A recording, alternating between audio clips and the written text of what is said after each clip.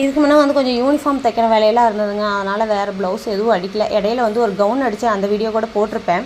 அந்த யூனிஃபார்ம்லாம் ஓரளவுக்கு முடிச்சுட்டேன். இன்னும் ஒரே ஒரு பொண்ணோட மட்டும் யூனிஃபார்ம் இருக்குது. ஏன்னா அவங்க லேட்டாக தான் கொண்டு வந்து கொடுத்தாங்க. முன்னே ஒரு செட்டு ரெடி பண்ணி கொடுத்துட்டேன். அதுக்குள்ளே பார்த்தீங்கன்னா இந்த பொண்ணுங்க வந்து இந்த சாரீ கொண்டு வந்து கொடுத்துருந்தாங்க. நம்மளுக்கும் வந்து போன வீடியோவில் சொல்லியிருப்பேன், தறியில் பாவு கிட்டிக்கிச்சு, பாவு ஒரு பாவு தான் இருக்குது, இன்னொரு தறிக்கு பாவு இல்லை, பாவு வரணும். ஏன்னா இப்போ ஆடி மாதம் வந்தாவே நம்ம தறிக்கும் கொஞ்சம் டல்லு தாங்க. அதனால் வந்துட்டு சரி கொஞ்சம் துணி தைக்கிற வேலையும் நம்மளுக்கு இப்போ துணி தைக்கிற வேலையும் ரெண்டு ஒன்று கொஞ்சம் கொஞ்சம் ஒரு ஏன்னா சுற்றி பண்டிகையும் இருக்குது. ரெண்டு ஒரு ப்ளவுஸ் எல்லாம் வர ஆரம்பிக்குங்க. சரி துணி தைக்கலாம் அப்படின்ட்டு துணி தைக்கிற பக்கம் வந்தாச்சுங்க.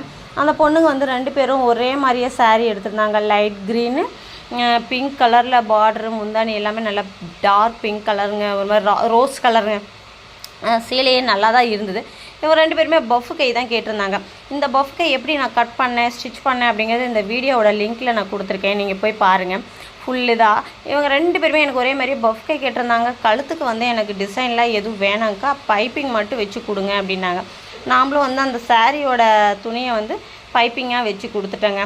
அவ்வளோதாங்க. இந்த வீடியோ பிடிச்சிருந்தா லைக் பண்ணுங்கள், ஷேர் பண்ணுங்கள், நம்ம சேனல் அப்படியே சப்ஸ்கிரைப் பண்ணுங்கள். தேங்க்யூ.